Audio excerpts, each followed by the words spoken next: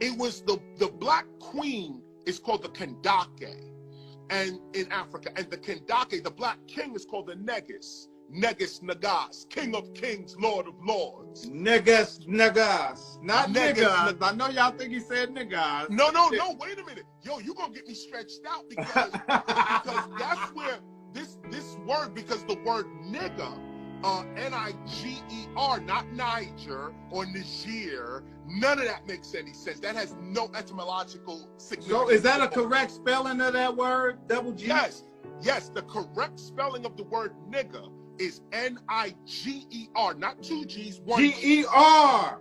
Yes, Niger is the original spelling of the word nigger. They put two G's on it.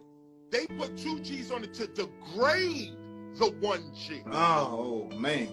Okay, they put two G's to degrade the one. What they're calling us is a degradation, but the word itself is not a degradation. In fact, the original niggas are teachers and prophets.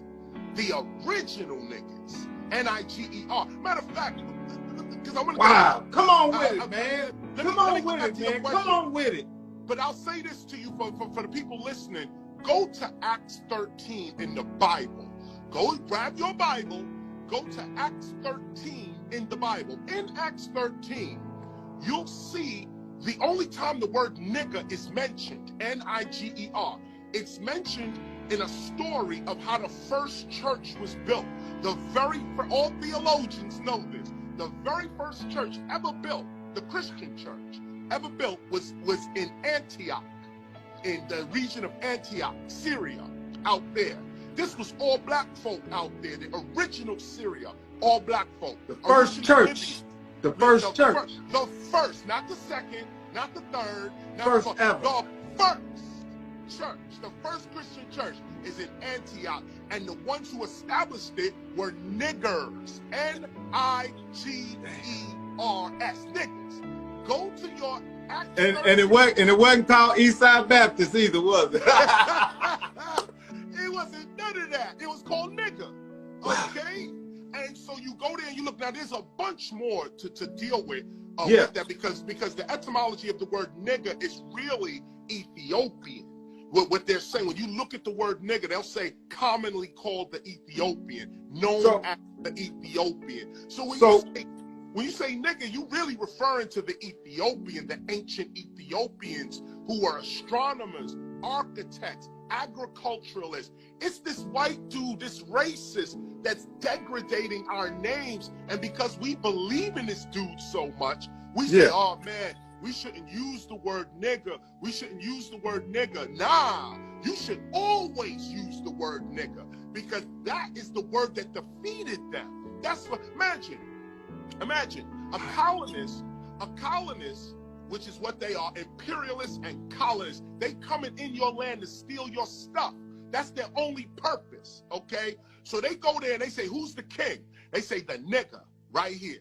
And some call us the nigger, the nega, the naga, and the negus. All of these are the same words. All of them are the same words. Naga. So they say, yo, that's the nigger, the king, right there. You go try to diss the king by saying, oh, nigger. Like you're gonna degrade. It's sort of like saying that's deep. That's deep. I get it. It's sort of like saying Michael Jordan, and then you say Michael Jordan. Michael Jordan's one of the greatest athletes on the planet. Okay. So it's all about so that word is so powerfully disrespectful in this country because white folks are degrading it. It's the emotion behind it and the real true feeling about the word. Because white folk are saying nigger while they hating us, we don't want to use the word. But what we got to understand is that the very word nigger, N-I-G-E-R, that word means king. That was our word. So imagine if China was to invade America, the first thing they would say is president is a derogatory term. Anybody calling themselves a president is dead, you know? So the president's derogatory.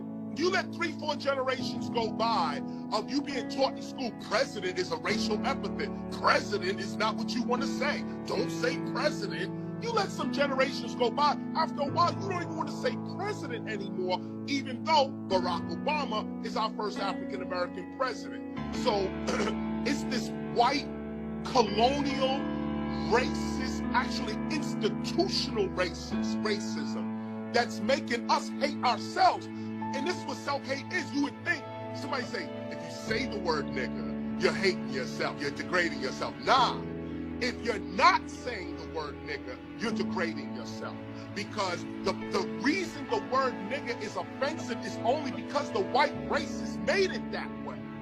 We never said the word nigger was offensive for 100,000 years. Yeah, most of us don't even know where the word, most of us think they made the word up. No, they didn't. That's an African word. Nigger. That's an African word, and it's associated with the river, actually, with rivers and river people, the beginnings of civilization, basically. But forget that. You get me off into something else. Let me come back to your question. Here's what we want. We want sovereignty. That's what we want. And explain to the people what that means. What's sovereignty to the people? Sovereignty is self-governance. Sovereignty means you are independent and self-governing. It's not so much a thought. Like you first have to have the thought. I understand, yeah. Right, you have to have the thought first. But real sovereignty is, I got my farm, I got my military, I got my schools, I got my own hospitals, I got my own courts and jails. Okay? So and we're not allotted, and we're not allotted to have that. No, we're not allowed to have that. There's two things you could say to the United States government that will show you who they are for real. Two things. One, give me sovereignty. Return my sovereignty to me. Secondly, after that, if you to the United States and to the world, if we are not recognized as a sovereign nation within this nation, like the Native Americans, right? We gone, okay? And we're gonna put our resume on the table of Russia. We're gonna put our resume on China's table. Do you know what these countries would do to have the African American citizenship in their country? We are the most valuable group of people in the world. Say it again. We are the most valuable group of people in the world. Black people in America. If we went to Yemen, that's getting bombed right now by America, Britain, France, and started us a country. If we go to Yemen right now, okay, and say, you know what? We out of here, America. We're gone. You don't respect us. You ain't giving us no sovereignty. You shooting us in the street. Let's go to Iran. Okay, let the whole African America, the whole 14% of us, okay, we're gonna go to Iran. Iran's gonna recognize us as a sovereign nation within their nation. We're gonna follow their rules, we're gonna follow their laws, but you recognize that we're sovereign over here, okay, and we're gonna build our sovereignty. Now, in exchange for that, here's what you get. The whole NBA is with you now. The whole football, national football,